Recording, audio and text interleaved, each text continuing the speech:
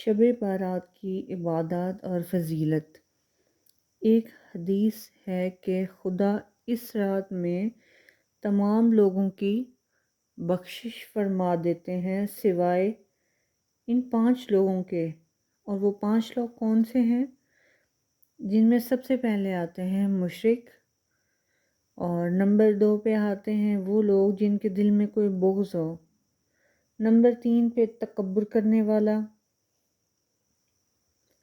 Number 4 پہ ماں باپ کا نافرمان، اور نمبر 5 پہ مسلسل شراب پینے والا۔ ان گناہوں کو کرنے سے بخشش رک جاتی ہے۔ اگر توبہ کر لے تو خدا بڑا رحیم ہے، معاف کر دے گا۔ اللہ تعالیٰ کو اعتدال پسند ہے۔ اس رات میں جو بہت ساری ایسی چیزیں ہیں جو کہ بدعت ہیں، اکثر لوگ ایسا کر دیتے ہیں، جس میں اس رات میں شب برات کی رات میں لوگ حلوے بانٹ دیتے ہیں، اور اس رات کو خاص طور پر نہاتے دھوتے ہیں، میٹھا باندھتے ہیں۔ یہ سب جائز نہیں ہے، یہ سب بدعت ہے۔ اسلام میں ایسی کوئی روایت نہیں ہے۔ ایک حدیث میں ہے کہ آپ صلی اللہ علیہ وآلہ وسلم نے فرمایا کہ روایت میں آتا ہے کہ کچھ لوگ میدان حشر میں ایسے آئیں گے کہ ان کے چہرے ایسے ہوں گے جیسے میری امت کے ہیں۔ جب وہ حوض کوثر کا پانی پینے آئیں گے تو فرشتے ان کو بھگائیں گے۔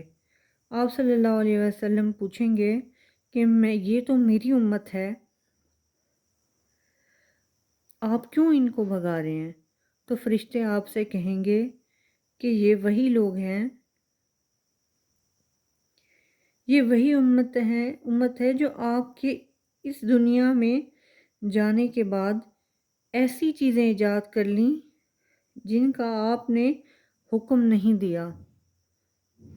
تو آپ صلی اللہ علیہ وآلہ وسلم کہیں گے ان کو دور کرو مجھ سے، تو ایسا نہ ہو کہ ہم سب بھی آپ صلی اللہ علیہ وآلہ وسلم کی شفاعت سے محروم ہو جائیں۔ اس کے بعد اکثر لوگ یہ کہتے ہیں کہ اس رات میں فیصلے ہوتے ہیں۔ قسمت کے فیصلے لیلۃ القدر کی رات میں ہوتے ہیں، نہ کہ شب برات کی رات میں ہوتے ہیں۔ ان اعمال کو کرنا بدعت ہے۔ اس رات میں عبادات کی فضیلت۔ اس رات میں اکثر لوگ مخصوص قسم کی عبادت کرتے ہیں، نوافل ادا کرتے ہیں، اور اکثر یہ بھی کرتے ہیں لوگ کہ کچھ نوافل پڑھتے ہیں، ان میں پہلی رکعت میں کوئی مخصوص دعائیں کرتے ہیں، پھر دوسری رکعت میں مخصوص دعا کرتے ہیں، تو یہ ناجائز ہے اور یہ بدعت ہے۔ ایسی عبادات کا کہیں بھی ذکر نہیں ہے۔ اکثر اس رات میں لوگ صلاۃ التسبیح کی جماعتیں بھی پڑھتے ہیں، یہ بھی بدعت ہے۔ اس رات میں ویسی ہی آپ عبادت کر سکتے ہیں جیسے کہ آپ عام راتوں میں کرتے ہیں، کوئی مخصوص اس رات میں عبادات کرنا جائز نہیں ہے۔ آپ اپنی ڈیلی روٹین کی جیسے عبادت کرتے ہیں، نماز ادا کرتے ہیں، ویسے ہی کریں۔ اللہ تعالی ہم سب کو ان اعمال سے بچے رہنے کی توفیق عطا فرمائے، آمین۔